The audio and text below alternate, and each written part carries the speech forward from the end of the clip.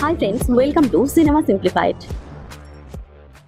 Adu Jeevitam, The Goat Life, based on a novel of a same name, Adu Jeevitam. The novel based on a true story. Najib Mohammad একজন Malayali immigrant Saudi আরবিয়াতে কাজের জন্য গিয়ে কিভাবে ফেঁসে গিয়েছিল এবং জনহীন মরুপ্রান্তরে কিভাবে সার্ভাইভ করেছিল তাই নিয়ে আজকের আমাদের গল্প। নাজিব মোহাম্মদ এবং হাকিম দুই মালায়ালি সৌদি আরবিয়াতে পৌঁছায় কোম্পানির লেবারের কাজের জন্য, কিন্তু ফ্রাইডে কোম্পানি বন্ধ হওয়ায় সেখানে ফোন করলেও কেউ রিসিভ করে না। কোম্পানির যে লোকটির তাদের নিতে আসার কথা ছিল তার ফোন নাম্বার তাদের কাছে না থাকায় তারা বিপদে পড়ে, কিন্তু নতুন দেশ কোথায় যাবে কি করবে কিছুই বুঝতে পারে না। এমন সময় একজন কাফিল এয়ারপোর্টে তার লোকের খোঁজ করতে আসে, কিন্তু কাউকে না পেয়ে নাজিব ও হাকিমকে তার সাথে নিয়ে যায়। ভাষা আলাদা হওয়ার দরুন তারা পরস্পরের কথা বুঝতে পারে না। নাজিব ও হাকিম ভাবে এই বোধহয় তাদের আসল স্পন্সর এবং কাফিলের গাড়িতে চড়ে বসে। এমনকি ফোন করে বাড়িতে তাদের পৌঁছানোর খবরও দিতে পারে না। শহরের জনজীবন পেরিয়ে বহু দূরে তারা ধূসর মরুপ্রান্তরে পৌঁছায়। কিছুক্ষণ পর নাজিব ও হাকিম সেপারেট হয়ে যায়। কাফিল হাকিমকে অন্য একটি জায়গায় নামিয়ে দেয় এবং নাজিবকে সেখান থেকে বহু দূরে আরেকটি জায়গায় নিয়ে আসে। শুরু হয় তাদের স্লেভ লাইফ। নাজিবের আসার আগে থেকেই সেখানে আরো একজন লোক সমস্ত কাজ করত। মরুভূমির ঠান্ডার হাত থেকে বাঁচার জন্য নাজিব মালিকের তাঁবুর মধ্যে গিয়ে শোয় এবং তার আগের জীবনের কথা ভাবতে থাকে, কিভাবে তার শ্রীকুমারের সাথে পরিচয় হয় এবং সে গালফ কান্ট্রিতে কাজ করার জন্য তাকে ভিসা পাইয়ে দেয়। বাড়ির সমস্ত গয়না বিক্রি করে নাজিব টাকার বন্দোবস্ত করেছিল। বাড়িতে সে তার প্রেগনেন্ট ওয়াইফ ও মাকে ছেড়ে এখানে এসেছে, কিন্তু তার মালিকের ঘুম ভাঙতে সে তাকে তাঁবুর বাইরে বের করে দেয়। নাজিব বুঝতে পারছিল না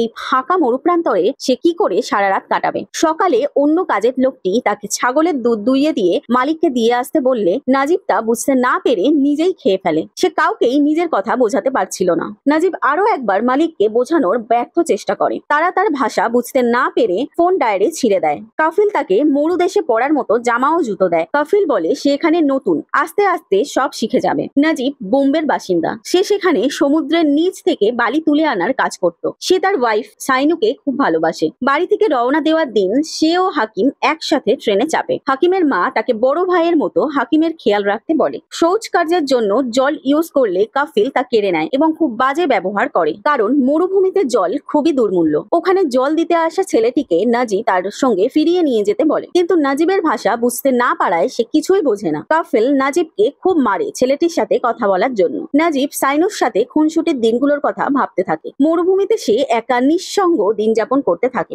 একদিন সকালে সেই লোকটিকে আর কোথাও খুঁজে পাওয়া যায় না যে সমস্ত কাজ করত। তার অভাবে নাজিবকে সমস্ত কাজ করতে হয়, কিন্তু অনভ্যস্ত হওয়ায় সে আহত হয়। ডাক্তারের কাছে নিয়ে যেতে বললে কাফিল তাকে তাড়িয়ে দেয়। এইভাবে বেশ কিছুদিন অতিবাহিত হয়। নাজিব দুধ দোয়ানো, ছাগল ও ভেড়ার পাল চড়ানো, তাদের খেতে দেওয়া, মালিক পক্ষের ফাই ফরমাস খাটা ইত্যাদি সব কাজ করত। গাড়ির কাঁচে তার চেহারা দেখে সে চমকে যায়। বুঝতে পারে না এইভাবে কতদিন কেটে গেছে আর কতদিন তাকে এই যন্ত্রণা সহ্য করতে হবে সেটাই ভাবতে থাকে। মায়ের বানিয়ে দেওয়া আচার রোজ সে একটু একটু করে খেতে থাকে আর বাড়ির কথা ভাবতে থাকে। একদিন পাহাড়ের নিচে এক জায়গায় সে একটি কঙ্কাল পড়ে থাকতে দেখে। শকুনের পাল তার মৃতদেহ ছিঁড়ে ছিঁড়ে খাচ্ছিল। সেটি ছিল আগের মেষপালকটি, নাজিবের আগে যে এখানে কাজ করত। মেবি সে পাহাড় থেকে পড়েই মারা গেছে, কিন্তু তাতে তার মালিক পক্ষের কিছুই এসে যায় না। তারা তার একবার খোঁজও করেনি। সামান্য ভৃত্য সে মরলো কি বাঁচলো তাতে তাদের কোনো মাথা ব্যথা নেই। একজন মরলে অন্যজনকে দিয়ে তারা তাদের কাজ করিয়ে নেবে। নিজের অ্যাকচুয়াল অবস্থা বুঝতে পেরে নাজিব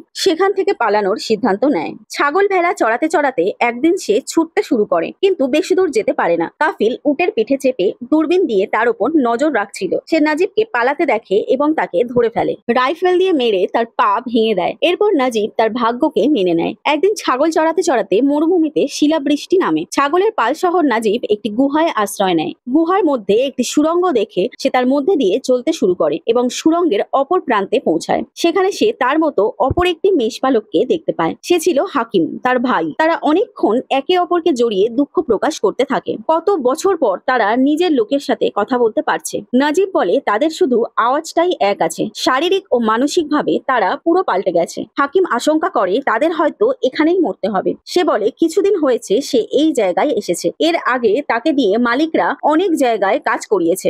হাকিম নাজিবকে তখনই পালিয়ে যাওয়ার কথা বলে। নাজিব বলে সে এর আগে পালানোর চেষ্টা করেছে, কিন্তু কোনো লাভ নেই। সেই সময় হাকিমের মালিক পক্ষ তাকে খুঁজতে আসায় সে দ্রুত সেখান থেকে চলে যায়। নাজিবকে সাবধান করে যাতে সে মালিক পক্ষের নজরে না পড়ে। পরের দিন হাকিম আবার সেখানে আসে এবং একটি কাগজ রেখে যায়। যা হোক করে কাফিলের নজর বাঁচিয়ে নাজিব কাগজটি পায়। তাতে লেখা ছিল, হাকিম কিছুদিন হয়েছে এখানে কাজে এসেছে। এখানে তার সাথে একজন আফ্রিকান রয়েছে যার নাম ইব্রাহিম কাদিরি। ইব্রাহিম এর আগেও এখানে কাজ করেছে, তাই সব রাস্তা চেনে। ইব্রাহিম যদি হেল্প করে তাহলে তারা এখান থেকে পালাতে পারবে। পরের দিন নাজিব হাকিম ও ইব্রাহিমের সাথে দেখা করে। ইব্রাহিম জানায় কাফিলদের হাত থেকে পালানো সম্ভব নয়, কিন্তু কয়েকদিন পর ওদের বড় কাফিলের মেয়ের বিয়ে আছে, তখন সব কাফিল বিয়েতে গেলে তারা সেখান থেকে পালাতে পারবে। মরুভূমির মধ্যে এতটা পথ তারা কিভাবে পালাবে এই বলে নাজিব সন্দেহ প্রকাশ করলে হাকিম বলে না পালাতে পারলেও তারা একসাথে মরবে, কিন্তু এখানে থেকে কষ্ট সহ্য করবে না। বিয়ের দিন উপস্থিত হয়, সমস্ত কাফিলরা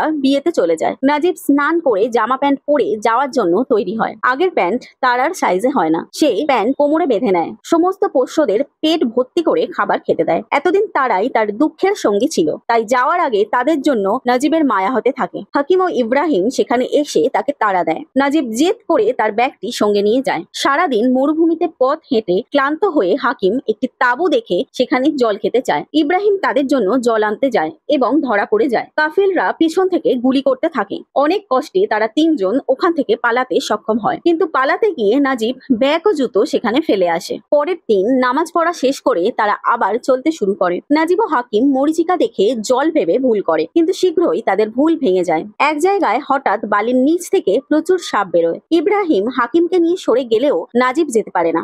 ইব্রাহিম নাজিবকে না নড়ে চুপচাপ সেখানে দাঁড়িয়ে থাকতে বলে। কিছুক্ষণ পরে সাপেরা আবার বালির নিচে ঢুকে যায়। খালি পায়ে তপ্ত মরুভূমিতে বহুদিন পথ চলার দরুন ফোসকা পড়ে নাজিবের পায়ের অবস্থা খুব খারাপ হয়ে যায়। সে আর চলার মতো অবস্থায় ছিল না। ইব্রাহিম তার গায়ের কোট ছিঁড়ে তাকে দু পায়ে বেঁধে দেয়। কোনো মতে নাজিব চলতে থাকে বাঁচার আশায়। পথে হাকিমের মনোবল ভেঙে যায়। সে বলে আগে কোনো রাস্তা নেই, শুধুই জনহীন মরুপ্রান্তর। সে এর জন্য ইব্রাহিমকে দোষ দেয়, বলে সে যদি কাফিলের ওখানে থাকতো অন্তত খাবার জলটুকু পেত। কিছু দূর চলার পর হাকিম অজ্ঞান হয়ে যায়।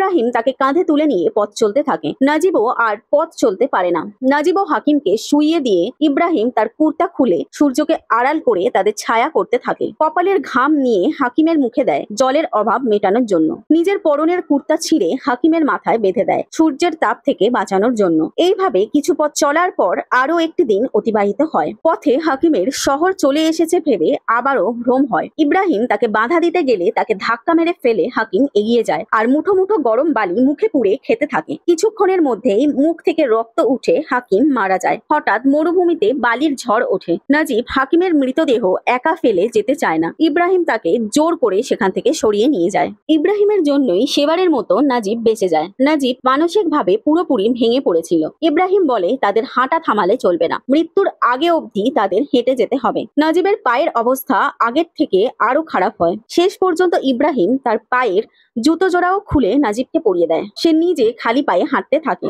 অবশেষে তারা একটি মরুদ্যান দেখতে পায়। নাজিব জলের দিকে ছুটে যায়, কিন্তু ইব্রাহিম তাকে বারণ করে। এতদিন পর হঠাৎ অনেকটা জল খেয়ে নিলে শরীর সেটা সহ্য করতে পারবে না, তাই তাকে অল্প অল্প করে জল খেতে বলে। একদিন একটি খালি বোতল পেয়ে ইব্রাহিম সেটি বাজিয়ে গান করে। অবশেষে তারা একটু স্বস্তির মুহূর্ত কাটায়। একটি খালি বিস্কিটের প্যাকেট দেখে ইব্রাহিম মনে করে তারা মেন রোডের কাছে পৌঁছে গেছে। আগ্রহের সাথে তারা দুজন ছুটে যায়, কিন্তু শীঘ্রই তারা তাদের ভুল বুঝতে পারে, কারণ দূর দূর অবধি কোনো রাস্তার চিহ্ন নেই, শুধুই ধুধু মরুপ্রান্তর। একদিন সকালে ঘুম থেকে উঠে নাজিব আর ইব্রাহিমকে কোথাও দেখতে পায় না। মরুদ্যান থেকে আনা এক শিশি জল নাজিবের জন্য রেখে ইব্রাহিম চলে যায়। তাকে আর খুঁজে পাওয়া যায় না। নাজিব একা চলতে শুরু করে। বোতলের শেষ জলটুকুও একসময় শেষ হয়ে যায়। নাজিব তখন বিধ্বস্ত অবস্থায় ইতস্তত ছুটতে শুরু করে, কিন্তু কিছু দূর গিয়েই অজ্ঞান হয়ে পড়ে যায়। তারপরেই দেখা যায় মেন রোড। নাজিব আসলে মেন রোডের কাছে এসেই অজ্ঞান হয়ে পড়েছিল। তারপর সে কয়েকটি গাড়ি থামানোর চেষ্টা করে, কিন্তু ওরকম নোংরা পাগলকে দেখে কেই বা গাড়ি থামাবে। তার উপর নাজিবের ভাষাও কেউ বোঝে না। অবশেষে একজন রিচম্যান যত্ন সহকারে নাজিবকে তার গাড়িতে তুলে নেয়, তাকে জল খেতে দেয় এবং শহরে পৌঁছে যায়। নাজিব তাকে ধন্যবাদ জানায়। শহরের সবাই নাজিবকে ওই অবস্থায় দেখে তাড়িয়ে দেয়। শেষমেশ একজন সহৃদয় ব্যক্তি তার শুশ্রূষা করে, তাকে লোকাল পুলিশ স্টেশনে নিয়ে যায় ডকুমেন্টেশনের জন্য। সেখানে পুলিশের নিখোঁজ লিস্টে নাজিব ইব্রাহিমের ফটো দেখে। পুলিশকে কোনো ইনফর্ম না দিয়ে সে সেখান থেকে সরে যায়। কোনো ভিসা পাসপোর্ট না থাকায় নজিবকে কিছুদিন জেলে থাকতে হয়। জেলে থাকাকালীন কিছু স্পন্সররা আসে তাদের বৃত্তদের খুঁজতে। তাদের মধ্যে সেই কাফিলটিও ছিল যার কাছে নজিব এতদিন স্লেভের মতো ছিল। তাকে দেখে নজিব ভয়ে কুঁকড়ে যায়। সে ভাবতে থাকে তাকে হয়তো কাফিল আবার ফিরিয়ে নিয়ে যাবে, কিন্তু কাফিল তাকে নিয়ে যায় না, কারণ সে তার রিয়েল স্পন্সর ছিল না। কাউকে না পেয়ে সে তাকে উঠিয়ে নিয়ে গিয়েছিল। জেলে নজিব 3 মাস কাটিয়েছিল। যেদিন সে ইন্ডিয়া ফেরার ফ্লাইটে ওঠে, সে বলে জেলে কাটানো 3 মাস মরুভূমিতে কাটানো 3 বছরের থেকেও তার কাছে বেশি মনে হয়েছে। যবে থেকে তাকে আউটপাস দেয়া হবে, সিওরিটি দেয়া হয়েছে, বাড়ি ফেরার প্রতীক্ষায় সে একদিনও ঘুমোতে পারেনি। তার ফ্যামিলিকে দেওয়ার মতো তার কাছে আর কিছুই অবশিষ্ট নেই, শুধু তার বাকি জীবনটুকু ছাড়া। এরকম আরো মুভি এক্সপ্লেনেশন পেতে চ্যানেলটি সাবস্ক্রাইব করে পাশে থাকুন।